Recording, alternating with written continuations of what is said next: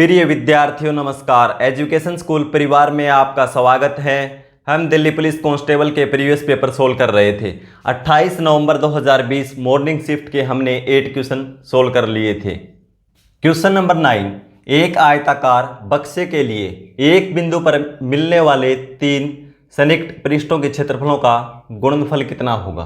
भाई देखो, बक्सा एक आयताकार, वैसे बक्सा घनाभ के आकार का होता है भाई, ठीक है। इसमें दे रखा आयताकार, दिल्ली पुलिस में पूछा गया क्वेश्चन है। देखो वैसे आयताकार है, ये लंबाई है इसकी, ये चौड़ाई है, ऊपर से आयताकार है, लेकिन अब ये घनाभ बन जाता है ये, ठीक है। ये लंबाई, ये चौड़ाई और ये ऊंचाई इसकी। एक बिंदु पर कोई भी बिंदु ले लो, जैसे 1 2 3 4 और 4 नीचे 8 बिंदु टोटल है। कोई भी एक बिंदु ले लो, मान लो हमने ये बिंदु ले लिया। यहाँ इस बिंदु पर मिलने वाले 3 सन्निकट पृष्ठ, सन्निकट यानी निकटतम। तो देखो पहला पृष्ठ कौन सा है, ये तो ये क्या है, लंबाई और चौड़ाई। क्षेत्रफल क्या हो जाएगा, लंबाई गुणा चौड़ाई, लंबाई गुणा चौड़ाई, या LB लिख दो, लंबाई गुणा चौड़ाई, ठीक है। फिर ये देखो, ये क्या हो जाएगा, दूसरा पृष्ठ लंबाई गुणा ऊंचाई, लंबाई गुणा ऊंचाई। तीसरा पृष्ठ ये है, ये क्या है, चौड़ाई और ये ऊंचाई, यानी B गुणा H। तीनों पृष्ठों का क्षेत्रफल हमने अलग अलग निकाल दिया। LB इसका होगा, LH इसका हो जाएगा इस पृष्ठ का, और इस पृष्ठ का H और B यानी BH, ठीक है। तीनों का गुणनफल बोला है तो तीनों की गुणा कर दो आपस में, ठीक है। अब देखो भाई, देखो L एक ये है, एक ये है, 2 बार लंबाई है, गुणा में है सभी ये। चौड़ाई 1 और 1 2 बार चौड़ाई है, और ऊंचाई 1 और 1 2 बार ऊंचाई, सभी गुणा में है। तो क्या लिख सकते हैं हम इसको, L गुणा B गुणा H और इसका पूरे का स्क्वायर, ठीक है, क्योंकि सभी 2 बार हैं। लंबाई गुणा चौड़ाई गुणा ऊंचाई का स्क्वायर, तो ऑप्शन हमारा D हो जाएगा। क्वेश्चन नंबर 10 सरलीकरण का है। हर शिफ्ट में एक क्वेश्चन जरूर पूछा गया है सरलीकरण का, इसलिए आप सरलीकरण को अच्छे से पढ़ लेना। मैंने बेसिक से, बिल्कुल बेसिक से करवा रखा है, इसको प्ले लिस्ट देख लेना, आप कंप्लीट सिलेबस करवा रखा है। तो देखो इसको कैसे हल करेंगे। भाई देखो इसमें क्या है, ब्रैकेट तो है नहीं, तो ब्रैकेट के बाद क्या हल होता है, ऑफ, ठीक है। तो सबसे पहले ऑफ को हल करेंगे। ऑफ का मतलब क्या होता है, का यानी गुणा, लेकिन पहले हल करना होगा इसको, यानी भाग से पहले हल होता है ये, ठीक है। यानी साइन हो जाएगा या गुणा का, कैंसिल करो, 3 से 1 और 3 से 3, 2 से 2 और 2 से 5, ठीक है। अब भाग हल होगा, तो भाग देखो यहाँ पे क्या, 4/5 भाग, जब भी भाग का साइन हो, साइन पलट देते हैं गुणा में, और उससे अगली संख्या पलट जाती है।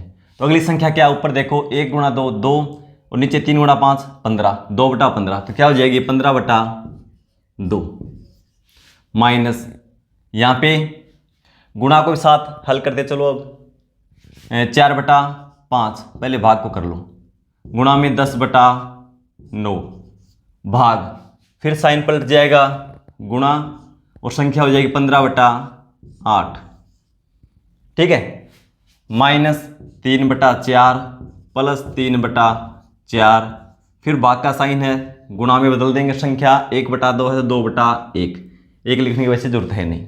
अब इसको सोल्व कर दो, 2 से 2 बार में, 5 से 3 बार में, इधर क्या बचा, 3 गुणा 2 6, माइनस इसको सोल्व करेंगे तो 2 बार में, 4 गुणा 2 8, अभी और भी सोल्व होगा आगे, 4 से 2 बार में कैंसिल, 2 से 2, 3 से 5 और 3 से 3, अब कैंसिल नहीं होता, तो क्या बचा ऊपर 5/3, फिर आगे देखो माइनस 3/4 प्लस, इसको हल करेंगे तो 2 से कैंसिल कर दो 2 बार में, प्लस 3/2।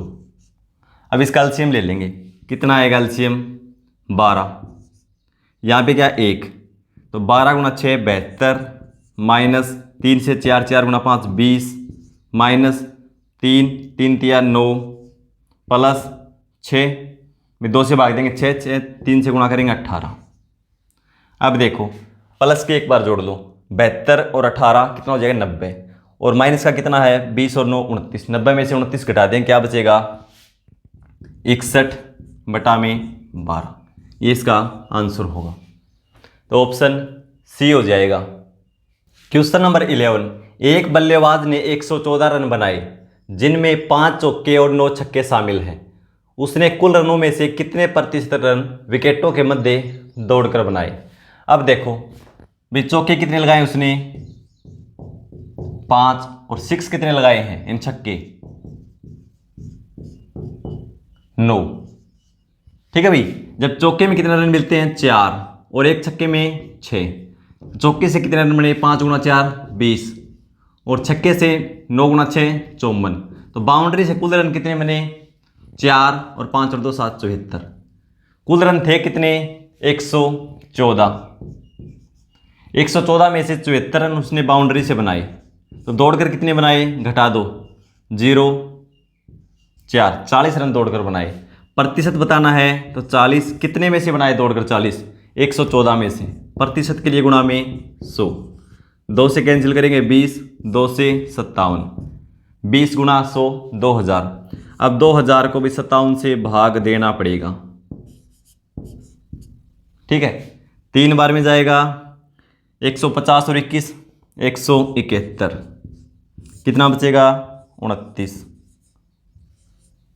फिर 5 बार में 250 और 35 285, कितना बचेगा 5। और आंसर सही भिन्न में दे रखा है, मिश्रित भिन्न में। ठीक है, तो ये हो गया भागफल, लिखेंगे यहाँ 35, शेषफल बटा में भाजक, यानी 35 से 5/57। तो मैंने प्लस करके लिख रखा भाई, बात वही है क्योंकि ऐसे भिन्न में टाइप नहीं हो रहा था। ठीक है, तो 35 सही 5/57, ऑप्शन कौन सा हो जाएगा हमारा डी। क्वेश्चन नंबर 12, एक आयताकार चादर सीट को 2 बराबर भागों में मोड़ने पर उसकी भुजाओं के एक समूह के प्रत्येक मोड़े गए भाग के लिए उसका परिमाप 36 सेंटीमीटर होता है, और जब इसे उसकी भुजाओं के दूसरे समूह पर मोड़ा जाता है तो परिमाप 45 सेंटीमीटर होता है। उस चादर का क्षेत्रफल ज्ञात कीजिए। सेंटीमीटर स्क्वायर में बताना है। ठीक है, आयताकार सीट है कोई, ये इसकी लंबाई है और ये चौड़ाई आयत की। आयत का परिमाप क्या होता है भाई 2 × L + B, चारों भुजाओं का योग होता है, लेकिन लंबाई 2 बार, ये लंबाई है ये भी लंबाई है, और आमने सामने की भुजाएं बराबर होती हैं आयत की। ठीक है, ये दोनों बराबर हैं, ये दोनों आपस में बराबर हैं। ठीक है, तो इसलिए क्या करते हैं लंबाई प्लस चौड़ाई के योग को 2 से गुणा कर देते हैं। अब क्या बताया है भाई, एक सीट है उसको एक समूह के साथ मोड़ा जाता है। ये सीट है ऐसे, इसको इस प्रकार मोड़ा जाता है। ये देखो 2 बराबर भागों में इन दोनों को बराबर मोड़ दिया ऐसे। तो क्या हुआ भाई, चौड़ाई ये थी तो ये सेम रही है, लंबाई क्या हो गई आधी हो गई। देखो भाई बराबर मोड़ेंगे तो ठीक है, तो लंबाई क्या थी 2L + 2B होता है इसका आयत का परिमाप। तो लंबाई क्या हो जाएगी, एक बार काउंट की जाएगी क्योंकि आधी आधी हो गई। तो लंबाई एक बार L प्लस चौड़ाई दोनों पर वही सेम है। देखो ये चौड़ाई थी, चौड़ाई ये है और अब इसकी ये है, चौड़ाई तो सेम है, कोई प्रभाव नहीं पड़ा। L + 2B, और परिमाप कितना होता है इसका 36 सेंटीमीटर।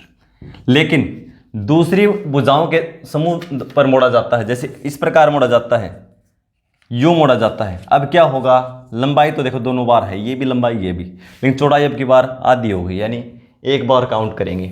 तो 2L + B, ये कितना हो जाएगा परिमाप फिर 45 सेंटीमीटर।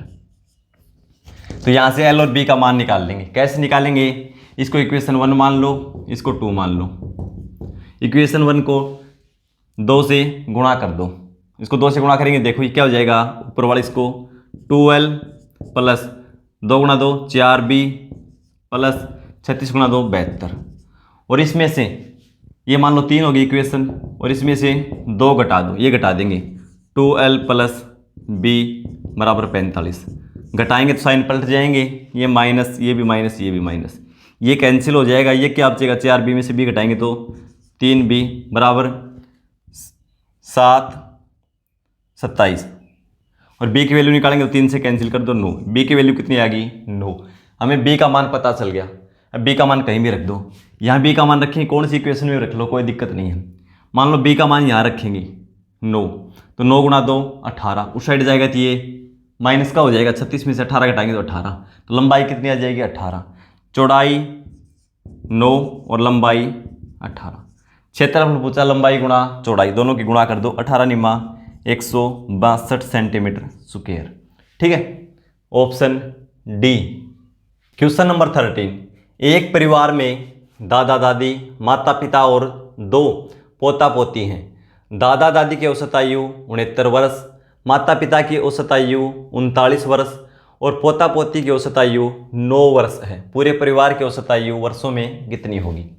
तो पहले आयु का योग निकाल लेंगे भाई, दादा और दादी की आयु का योग निकाल रहे हैं हम। ठीक है, औसत है 69, 2 व्यक्ति हैं, 2 से गुणा कर दो योग के लिए, कितना आ जाएगा 18, 12 और 1 13। माता पिता, माता प्लस पिता, इनका दोनों के आयु का योग निकालेंगे तो 39 गुना 2 कितना हो जाएगा 78 वर्ष। फिर पोता पोती, इनके आयु का योग निकालेंगे तो 9 गुना 2 18 वर्ष। ठीक है, ये दोनों के आयु का योग, ये माता पिता की आयु का योग, ये दोनों पोता पोती की आयु का योग, सभी को जोड़ देंगे तो 8 गुना 3 24, 2 3 और 7 10 और 11 और 2 13, 1 और 1 2, 234 वर्ष।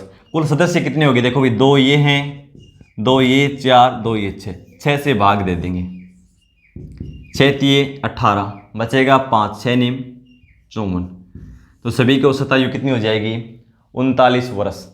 Option C. क्वेश्चन नंबर 14, 8,000 रुपये की धनराशि के लिए 12 पैसे प्रति रुपये प्रति माह की ब्याज दर पर 6 माह का साधारण ब्याज ज्ञात कीजिए। भाई देखो, मूलधन कितना है 8,000 रुपये, दर क्या दे रखी है 1 रुपये पे 12 पैसे प्रति माह के हिसाब से ब्याज लगता है और 6 महीने का ब्याज निकालना है। तो क्या करेंगे, दर को पहले प्रतिशत में बदल लेंगे। कैसे बदलेंगे? देखो, 1 रुपये पर ब्याज कितना है 12 पैसे और सैकड़े यानी 100 पे निकाल लेंगे। 100 रुपये ब्याज कितना होगा, 100 से गुणा कर दो, 1200 पैसे हो जाएगा। रुपये में बदलेंगे तो 100 से भाग कर दो, यानी 12 रुपये प्रति 100 रुपये ब्याज लगेगा। 12 रुपये ब्याज किस पे लगेगा 100 रुपये पे, यानी प्रतिशत में बदल दिया हमने इसको। ठीक है, अब देखो मूलधन कितना है 8,000, दर 12% ले लेंगे क्योंकि 100 पे 12 है।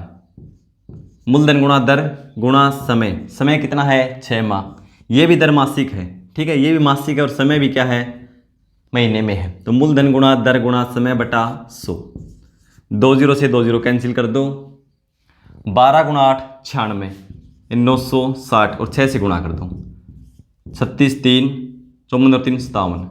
6 महीने का ब्याज कितना होगा 5,760 रुपये। Option A.